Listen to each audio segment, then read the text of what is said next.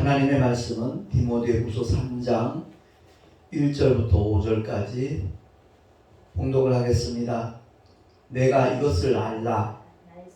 말세에 고통하는 때가 이르리니 사람들은 자기를 사랑하며 돈을 사랑하며 자긍하며 교만하며 회방하며 부모를 거역하며 감사치 아니하며 거룩하지 아니하며 무정하며 원통함을 풀지 아니하며 참소하며 절제하지 못하며 사나우며 선한 것을 좋아 아니하며 배반하여 팔며 조급하며 자고하며 쾌락을 사랑하기를 하나님 사랑하는 것보다 더하며 경건의 모양은 있으나 경건의 능력은 부인하는 자니 이 같은 자들에게서 내가 돌아서라. 아멘. 기도하겠습니다. 하나님 아버지 감사합니다.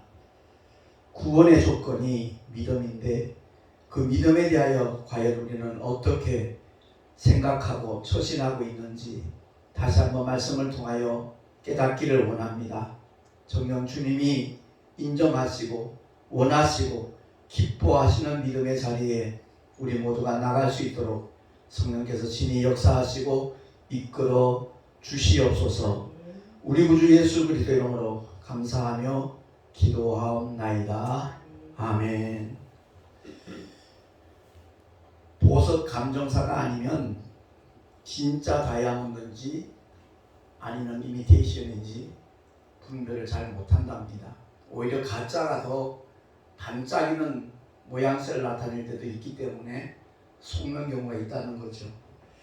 만약 어떤 사람이 비싼 대가를 지불하고 다이아몬드를 샀는데 나중에 알고 보니 그것이 모조품이더라 하면 그 억울함과 그 배신감은 아마 이루 말할 수가 없을 겁니다. 하나님께서 우리 인생들에게 베푸신 구원의 은혜와 축복은 단 하나의 조건입니다. 그것은 바로 믿음입니다. 근데 그 믿음이 과연 어떤 믿음인지 너무 소홀히 대하는 것 같아요. 알아보지도 않고 점검해보지도 않고 정말 영원한 미래, 천국인가 지옥인가 그것을 결정하는 유일한 조건이 믿음일진데 절대 소홀히 대해서는 안 된다는 것을 우리 모두가 깨달을 수 있기를 바랍니다. 과연 나의 믿음은 하나님께서 요구하는 믿음에 해당이 되는지, 과연 그 믿음과 일치하는지 끊임없이 점검하고 확인하고 정말 하나님이 기뻐하실 만한 믿음의 자리에 나가기를 누구보다도 사모하는 저와 여러분이 되시기를 예수 이름으로 축원합니다. 고린도 후서 13장 5절 말씀 주보에 나와 있으니까 한번 합독을 하겠습니다. 시작. 너희가 믿음에 있는가? 너희 자신을 시험하고 너희 자신을 확증하라. 예수 그리스도께서 너희 안에 계신 줄을 너희가 스스로 알지 못하느냐? 그렇지 않으면 너희는 버리운 자니라 라고 사도 바울이 일깨워주고 있습니다. 이 말씀이 정말 우리 심령에 새겨지기를 원하는 마음으로 큰 소리를 한 번 더 합독을 하겠습니다. 시작. 너희가 믿음에 있는가? 너희 자신을 시험하고 너희 자신을 확증하라. 예수 그리스도께서 너희 안에 계신 줄을 너희가 스스로 알지 못하느냐. 아멘. 우리 스스로가 주님이 내 안에 계신지 안 계신지 알지 못한다면 그 사람의 믿음은 가짜라는 거죠. 진짜일 수가 없다는 겁니다. 경건의 능력은 오직 하나님으로부터 주어지는 겁니다. 우리 스스로에게서 절대 나올 수가 없는 것이기 때문에 하나님 말씀으로 그렇게 3년 이상 주님의 공생에 동참하면서 무장했던 제자들도 실패했거든요. 마지막 순간에는 뿔뿔이 흩어졌어요. 다 도망쳤어요. 그 현장에 있어서도 3번씩이나 주님을 부인하는 그런 연약함을 노출할 수밖에 없는 것이 우리 인생들이라는 것을 알라는 거죠. 그래서 하나님이 약속하신 것을 기다리라고 했거든요. 바로 그 약속하신 그 내용이 바로 성령 하나님이시잖아요. 마가다락방에서 500여 문도가 기다렸어요. 하루가 지나고 이틀이 지나고 사흘이 지나면서 한 사람 한 사람 돌아갔어요. 왜? 자기 삶의 자리를 돌아와야 되니까. 그런데 120명은 끝까지 남아있습니다. 성령이 임하시는 그날까지 믿고 기다리고 있는 거예요. 오순절 마가다락방에 성령이 임하셨습니다. 정말 사모하며 기다렸던 모든 자에게 성령이 임하셨고, 그때부터 그들은 성령께서 이끄시는 대로, 인도하시는 대로 믿음의 길을 걸어갔어요. 단 한 번도 설교해 본 적이 없던 베드로가 외치기 시작합니다. 그 외침 속에 수많은 사람이 마음의 찔림을 받고 회개합니다.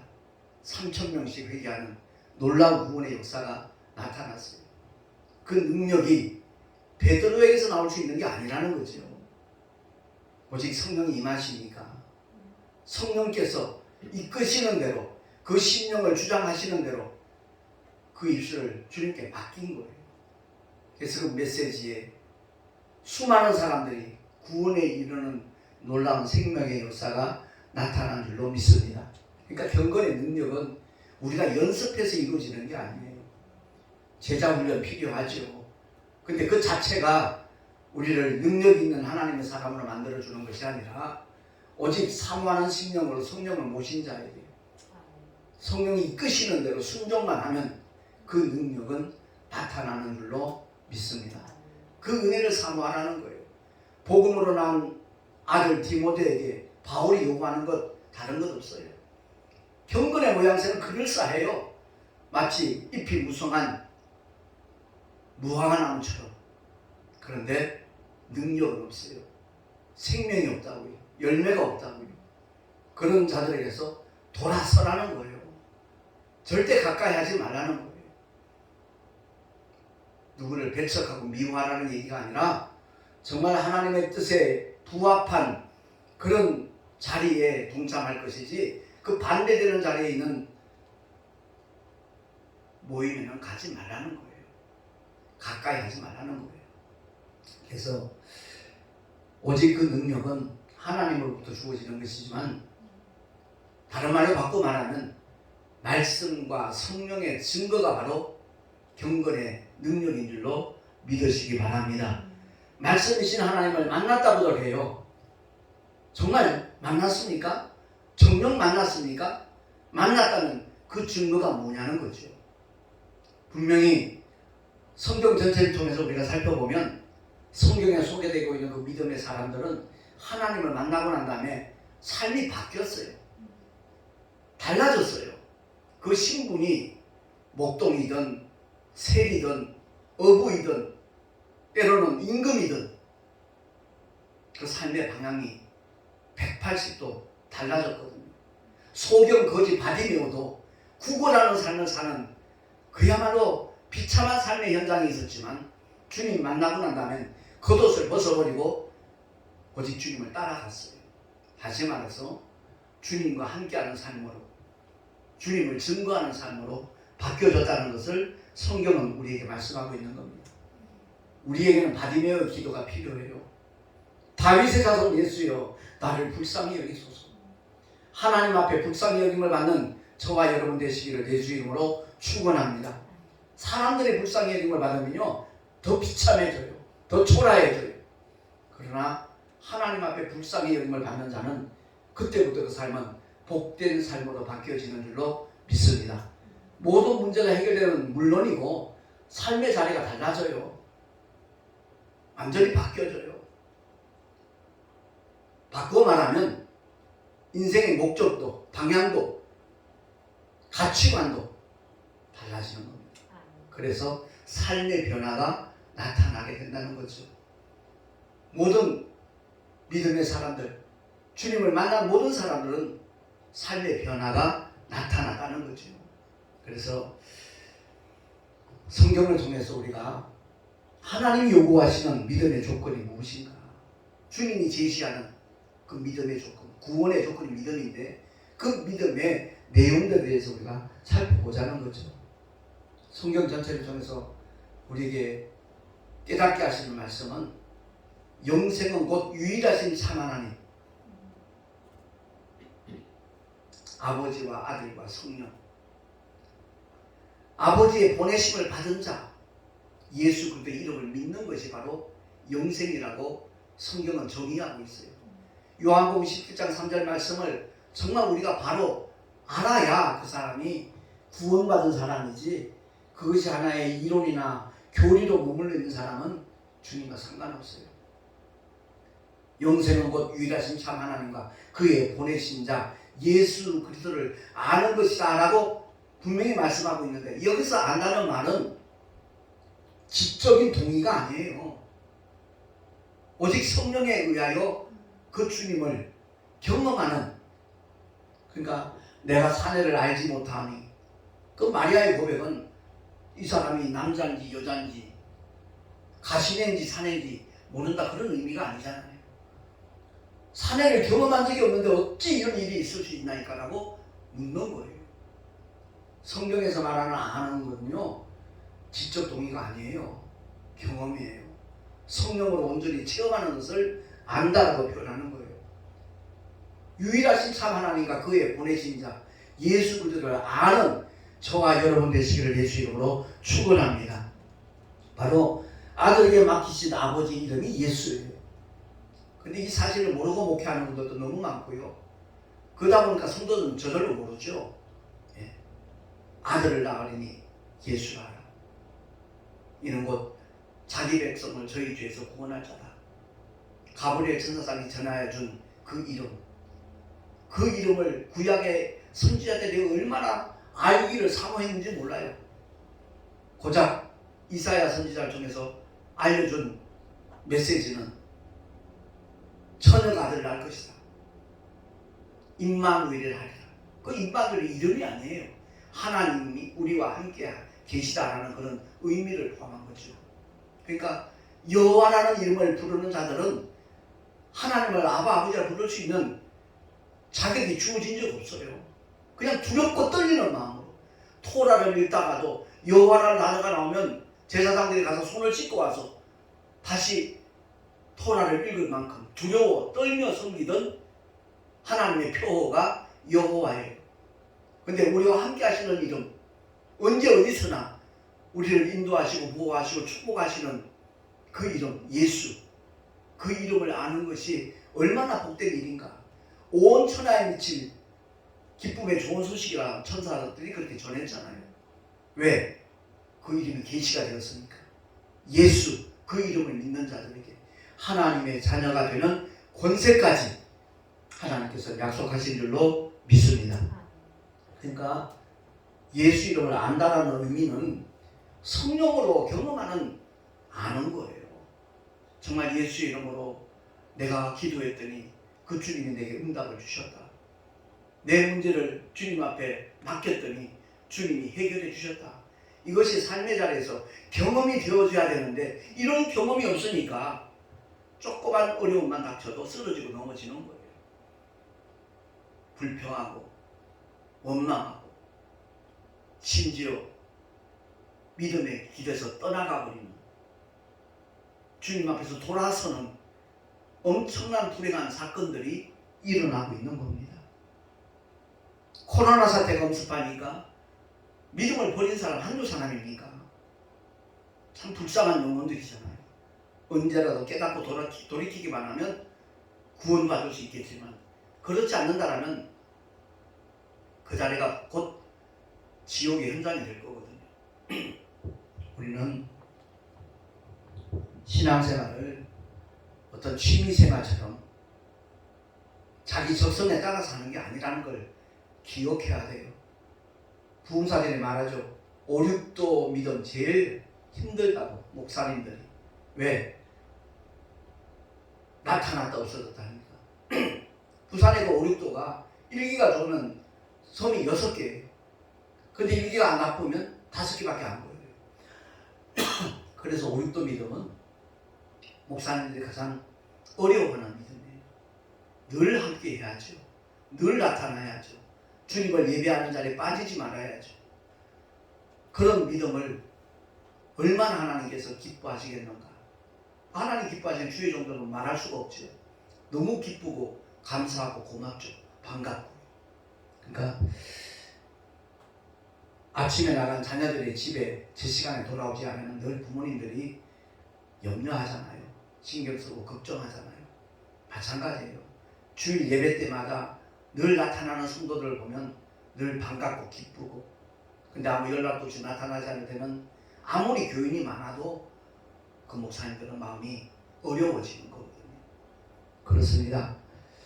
과연 나는 예수 이름을 나의 구주로 믿고 왕중왕이심을 알고 그분을 영접했는가.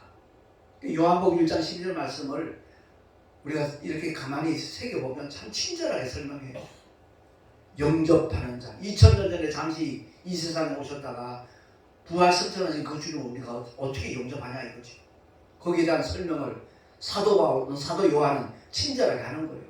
영접하는 자, 곧 그 이름, 예수 이름을 믿는 자들에게는 하나님의 자녀가 되는 권세를 주셨으니, 아멘.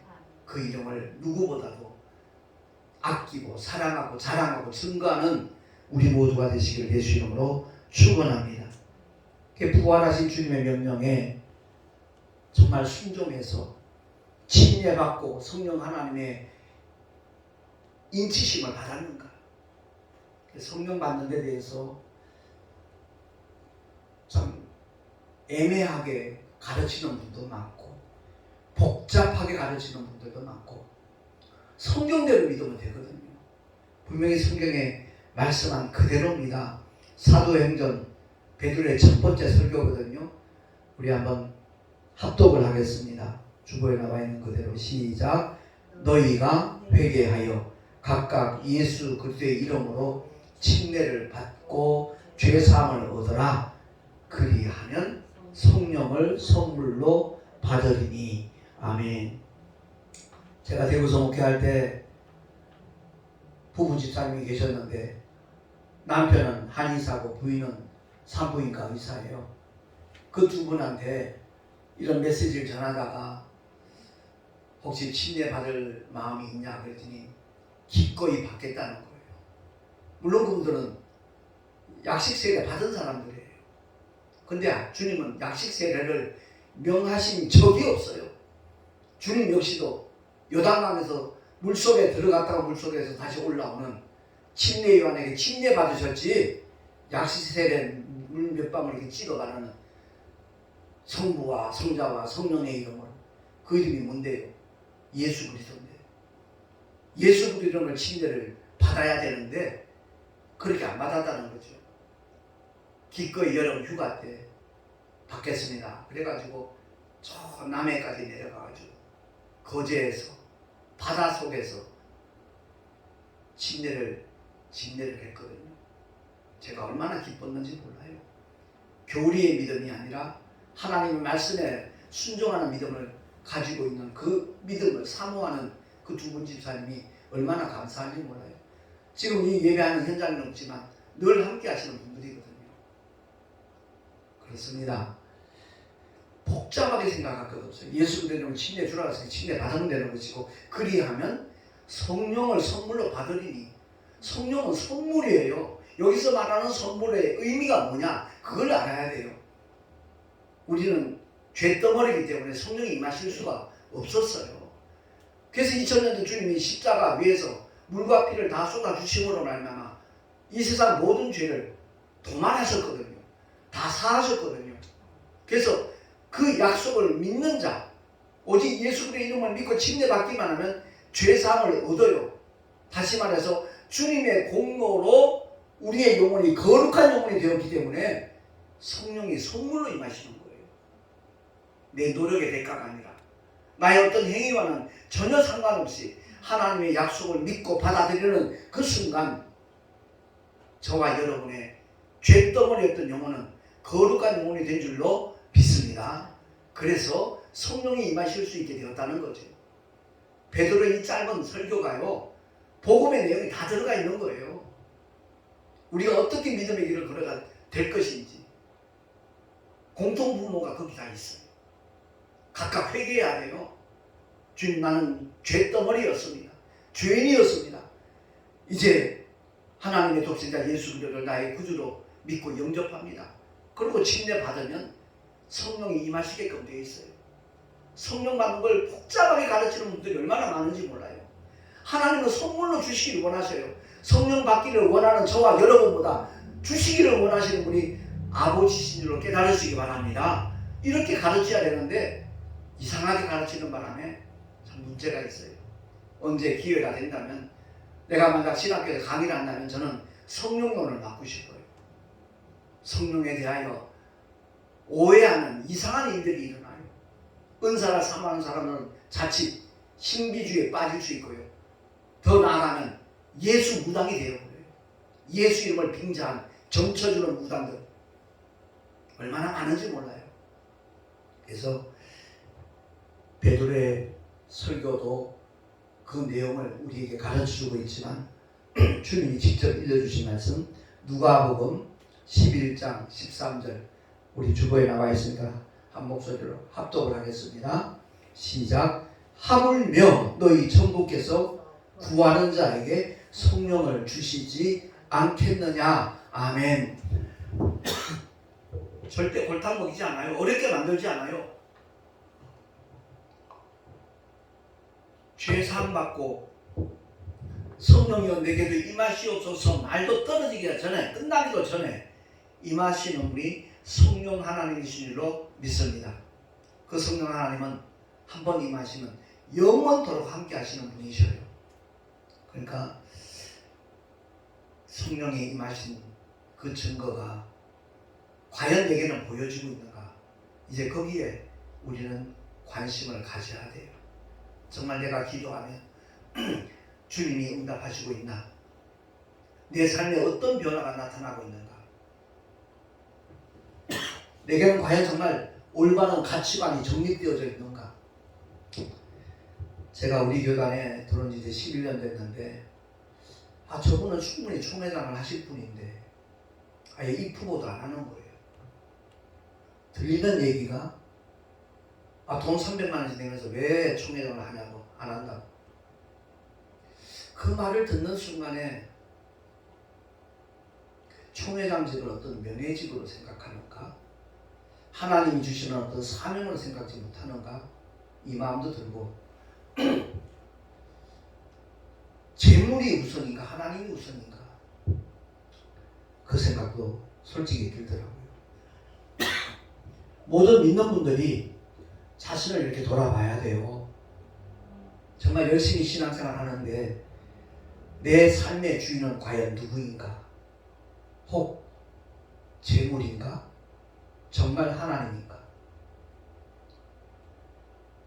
그 사람이 움직이는 이유와 목적이 만약 돈 때문이라면 그 사람은 돈의 노예예요. 돈이 그 사람의 주인이에요. 그러나 아무리 힘들고 어려워도 이게 하나님의 뜻이고 하나님의 영광이라면, 거기에 따라서 행동하는 사람이라면 그 사람은 진짜 하나님이 그 사람의 주인이에요.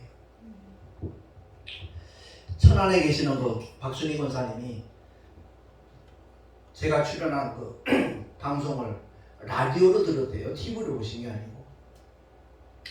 그때부터 후원을 하시는데, 저희가 대구 내려갔을 때 대구에 내려가니까 그 신매동에 있는 그 교회에 샤워 시설이 없어요. 또 교회 안에 화장실이 없어요. 그 얘기를 어떻게 들으시고는 바로 헌금을 하신 거예요. 목사님, 교회 안에다가 공간이 있다니까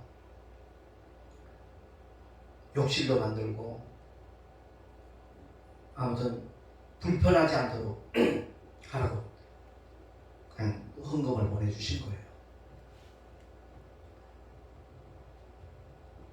그분이 돈이 쓰고 남아 돌아서 보내시는 분이 아니거든요. 정말 이것이 하나님의 뜻이다. 하나님이 기뻐하시겠다. 주의 종을 선대하는 일이다. 이런 깨달음이 있으니까 즉각 망설임 없이 정말 그렇게 도움의 손길을 주셨어요. 그분의 섬김이 우리 부부에게는 얼마나 큰 위로가 되고 기쁨이 되었는지 몰라요. 저희들이 목회를 하면서 수많은 믿음의 사람들을 만나잖아요. 정말 그들 중에는 결코 잊을 수 없는 그런 손길들이 참 많이 있어요.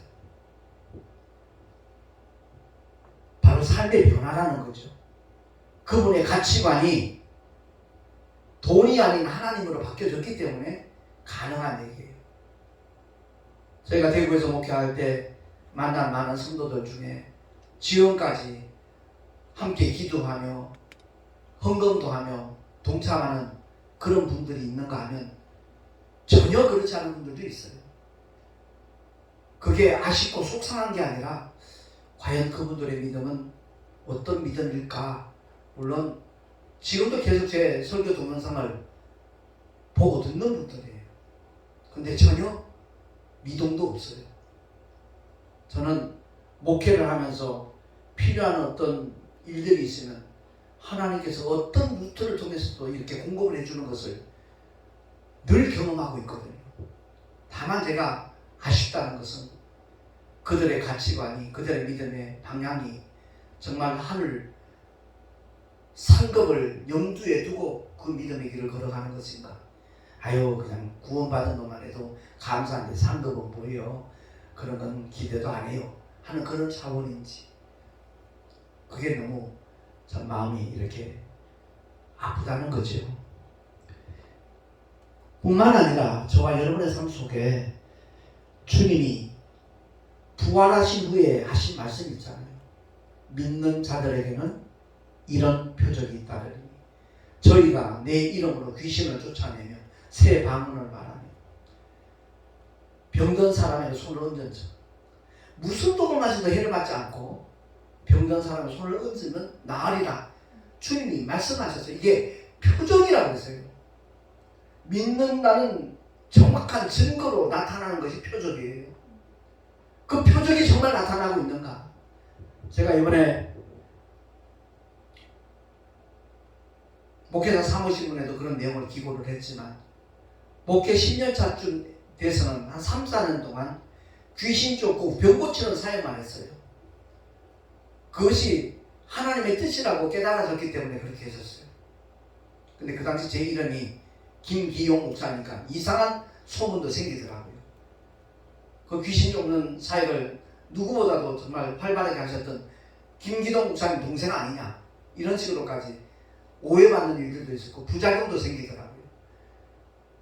그래서 제가 제 아내와 처제가 자꾸만 권면해서 목회자 복음학교 22기 동참했다가 나 옛사람 십자가에 못 박는 놀라운 은혜의 경험을 하고 이름까지 계명을 하고 오직 하나님의 말씀과 기도로 성도들을 도와야 되겠다라는 그런 마음으로 발열점자 도우루자로 계명을 하고 이제 13년 대에 가네요. 벌써 이제 13년째 접어들었는데, 중요한 것은 가치관의 변화라는 거죠. 목회가 됐든 신앙생활이 됐든 그 주체가 누구인가. 여전히 나라면 그 사람은 성령의 사람이 아니에요. 하나님이 인정하시고 기뻐하실 만한 믿음의 자리가 아니에요.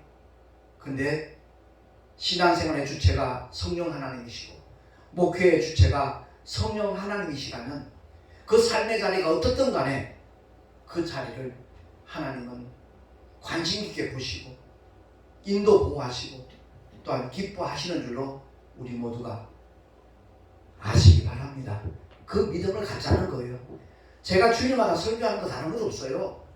오직 하나님의 말씀과 성령에 의한 삶을 펼쳐나가고 오직 성령이 지시하시는 대로 성령의 이끄심을 쫓아 나가는 그런 목회자가 되자는 거예요.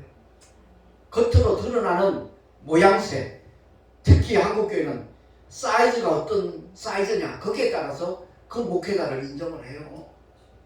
100명 모이냐 1000명 모이냐 10,000명 모이냐 거기에 따라서 그 목사님의 위상이 결정이 되어버려요. 성경은 전혀 그것을 말씀하고 있지 않아요. 오직 두세 사람이라 할지라도 예수 이름에 모인 그곳에 주님이 함께 하신다고 그랬고 주님이 맡겨주신 사명을 감당하는 일에 목숨 걸고 최선을 다하면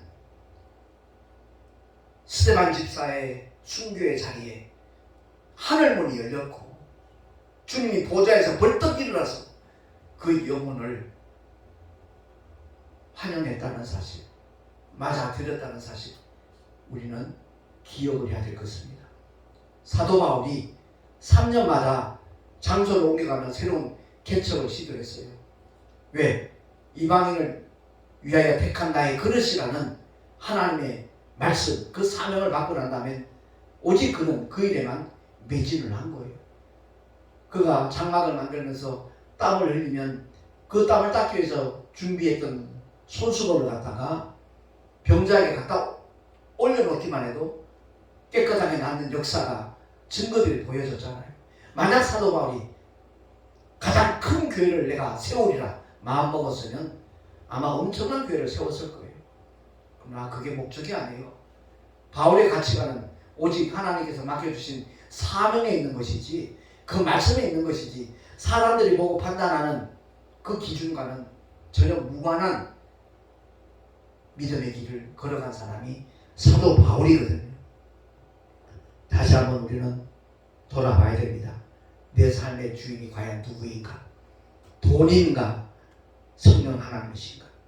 내가 행동하는 이유가 돈 때문인가? 하나님의 뜻과 영광 때문인가?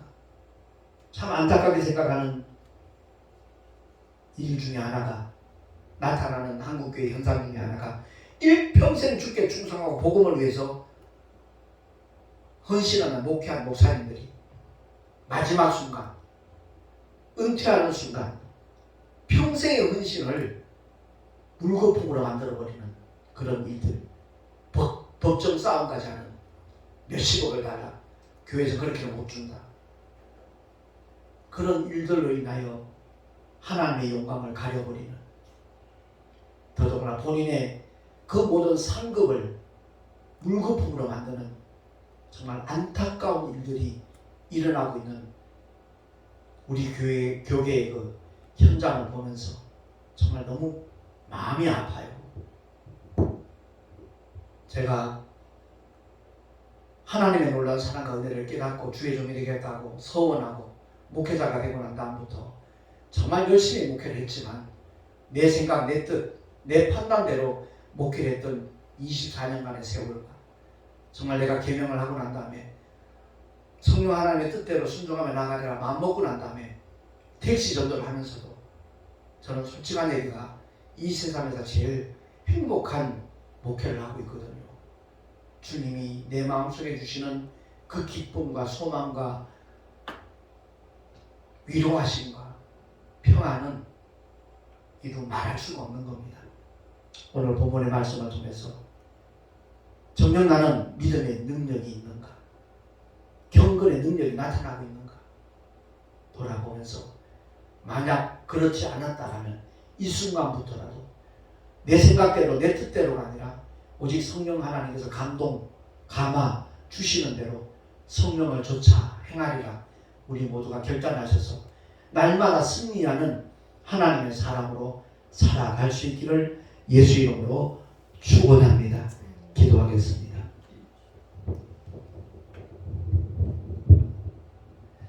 하나님 아버지 감사합니다. 오늘도 우리에게 주신 하나님의 말씀을 정말 우리의 신비에 새기고 주님이 원하시는 삶의 방향으로 나아가는 하나님의 사람들이 되기를 결단합니다. 주님 붙잡아 주시옵소서. 이미 우리 안에 임하신 성령 하나님이 깨닫게 하시는 대로 이끌어 주시는 대로 순복하며 나가는 우리가 되겠습니다. 주님 날마다 함께 해주시고 일마다 때마다 함께 하시는 그 증거를 보여주시옵소서. 우리 구주 예수 그리스도 이름으로 감사하며 기도하옵나이다. 아멘. 교회 소식 주보를 참고하시기 바랍니다. 내일입니다. 우리 총회 전도부 행사가 3월 20일부터 22일까지 2박 3일간 서천 유스 호스텔에서 있는데 기도회가 내일 서울 망우동에 있는 꿈이 있는 교회에서 갖게 됩니다. 위에서 중보 기도해 주시면 참으로 감사하겠고요. 새로 만든 전단지를 통해서 하나님 사랑의 은혜를 널리 전할 수 있기를 바랍니다. 그리고 2월 1일자 목회자 사모신문에 우리 기사가 나가 있지만 15일 날 또 우리 총회 광고와 함께 우리 신학교 신입생 모집 광고가 또 동시에 나갑니다. 전면 광고가 나가는데 그 광고를 통해서 정말 하나님의 사람으로 부르심을 받고 훈련받게 되어질 많은 선지 생도들 모일 수 있도록 함께 기도해 주시면 감사하겠습니다. 아무튼 총회장의 삶과 직분을 잘 감당할 수 있도록 끊임없이 기도해 주시기를 부탁을 드립니다. 드린 예물을 위하여 잠시 공헌 기도하고 축도로 예배를 마치도록 하겠습니다. 하나님 아버지 감사합니다. 주님을 예배하며 주님을 향한 사랑과 믿음과 소망의 고백으로 11조와 여러가지 모양의 헌물을 드렸습니다. 기쁘시게 연락하여 주시고 주님의 기쁘신 뜻대로 사용하여 주시옵소서. 하늘의 상급이 되게 하시고 삶의 자리에서 주님이 인도보하시는 것을 늘 눈으로 보며 확인하며 또한 간증할 수 있는 그러한 믿음의 길들을 걸어갈 수 있는 하나님의 자녀들 다 되게 하여 주시옵소서. 우리 구주 예수 그리스도의 이름으로 감사하며 간절히 축복하며 기도하옵나이다. 아멘. 이제는 우리 구주 예수 그리스도의 크신 은혜와 하나님 아버지의 영원하신 사랑하심과 보혜사 성령 하나님의 내주교통 인도하심과 축복하심이 오늘 주의 말씀을 듣고 경건의 모양만 있고 능력이 없는 자들에게 돌아서라 간곡히 부탁하고 명령한 사도 바울의 말씀대로 우리도 그러한 삶을 펼쳐나가려는 결단한 하나님의 사람들 머리 위에 그 가정과 자녀들과 경영하는 모든 일들과 삶의 터전 위에 또한 주께서 피로 갖추고 세우신 주님의 모든 교회들 위에 지금으로부터 영원토록 함께 있을지어다. 아멘.